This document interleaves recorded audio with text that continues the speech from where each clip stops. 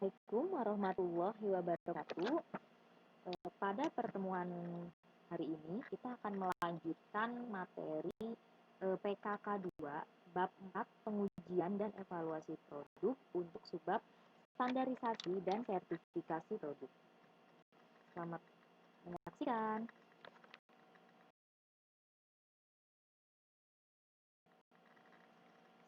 Standarisasi berasal dari kata standar yang memiliki arti satuan ukuran dan dapat digunakan sebagai dasar pembanding kualitas, kuantitas, nilai, dan hasil karya yang nyata. Jadi, kualitas suatu produk ini menjadi salah satu acuan kemajuan sebuah perusahaan. Nah, penilaian produk yang dihasilkan merupakan peran penting dari mutu produk.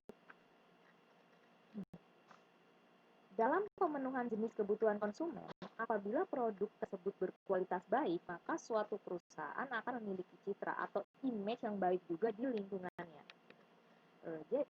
Oleh sebab itu, salah satu hal yang dilindungi dalam perusahaan atau usaha adalah pengendalian mutu, yaitu standarisasi yang menjadi syarat minimal oleh para produsen. Artian standarisasi menurut ketentuan pasal 1 angka 2 PP nomor 102 2000 tentang standar nasional, standarisasi adalah proses merumuskan, menetapkan, menerapkan, dan merevisi standar yang dilakukan secara tertib dan bekerja sama dengan semua pihak. Standarisasi juga dapat diartikan sebagai penetapan norma atau aturan mutu produk yang ditetapkan bersama dengan tujuan menghasilkan produk dengan mutu yang dapat dideskripsikan dan diukur dengan perolehan yang seragam. Pengertian sertifikasi. Sertifikasi menurut pasal 1 angka 11 PP Standar Nasional adalah rangkaian kegiatan penerbitan sertifikat terhadap barang dan jasa. Pasal 1 angka 12 menyebutkan bahwa pengertian sertifikat adalah jaminan tertulis yang diberikan oleh lembaga atau laboratorium resmi yang telah terakreditasi untuk menyatakan bahwa barang, jasa, proses, sistem, atau personal tersebut telah memenuhi standar yang dipersyaratkan. Kalau sertifikasi produk sendiri adalah pemberian jaminan tertulis oleh pihak ketiga yang independen menyatakan suatu produk beserta proses yang mendukungnya tersebut dapat memenuhi syarat dalam bidang kesehatan, keselamatan, dan lingkungan. Menetapkan standar pengujian, produk harus memiliki ketetapan yang bisa diuji secara universal dan harus membawa manfaat secara teknologi, ekonomi, dan sosial.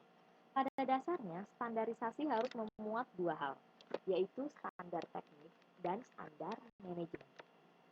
Standar teknik adalah serangkaian persyaratan yang harus dipenuhi oleh perusahaan, meliputi bahan, produk, dan layanan. Jika bahan, produk, atau jasa tersebut gagal memenuhi satu atau lebih dari spesifikasi yang berlaku atau yang disyaratkan, maka produk tersebut dinilai tidak memenuhi spesifikasi standar. Standarisasi manajemen adalah struktur tugas, prosedur kerja, sistem manajemen, dan standar kerja dalam bidang kelembagaan, usaha, serta keuangan. Sedangkan standarisasi nasional merupakan salah satu instrumen regulasi teknis yang dapat melindungi kepentingan konsumen dan produsen nasional. Yaitu ada lembaga-lembaga yang berwenang atau bertanggung jawab dalam bidang standarisasi dan sertifikasi nasional di Indonesia. Apa saja? Kita simak ya. Yang pertama yaitu ada Badan Standarisasi Nasional atau BSN. BSN bertanggung jawab langsung kepada Presiden melalui menteri yang mengkoordinasikannya. BSN merupakan lembaga pemerintah yang bertanggung jawab untuk merumuskan dan mengembangkan standar di Indonesia dan mengacu pada yang ditetapkan oleh penetapan dunia seperti ISO. Pelaksanaan tugas BKN dalam bidang akreditasi dilakukan oleh KAN, yaitu Komite Akreditasi Nasional. KAN di sini bertugas memberi akreditasi dan pertimbangan pada BSN dalam penetapan standarisasi dan sertifikasi. Nah, BSN yaitu visinya mewujudkan infrastruktur mutu nasional yang handal guna meningkatkan daya saing dan kualitas hidup bangsa. Misinya ada 3. Di sini yang pertama, merumuskan, menetapkan, dan memelihara SNI yang berkualitas dan bermanfaat bagi para pemangku kepentingan. Mengembangkan dan mengelola sistem penerapan, standar, penilaian, kesesuaian, serta ketelusuran pengukuran yang handal. Yang ketiga, meningkatkan persepsi masyarakat dan partisipasi pemangku kepentingan dalam bidang standarisasi dan penilaian kesesuaian. Itu yaitu fungsi dari Badan Standarisasi Nasional, yaitu yang pertama, pengkajian dan penyusunan kebijakan nasional di bidang standarisasi nasional. Yang kedua, koordinasi kegiatan fungsional dalam pelaksanaan tugas BSN. Yang ketiga, fasilitas dan pembinaan terhadap kegiatan instansi pemerintah di bidang BSN. Yang keempat, penyelenggaraan pembinaan kerjasama dalam negeri dan internasional di bidang standarisasi. Dan yang kelima adalah penyelenggaraan pembinaan dan pelayanan administrasi umum di bidang perencanaan umum, ketatarusahaan, organisasi, dan tata laksana kepegawaian keuangan, kearsipan, hukum, persandian, dan perlengkapan. Yang kedua, itu lembaga sertifikasi produk atau LSPRO. Ini di bidang sertifikasinya.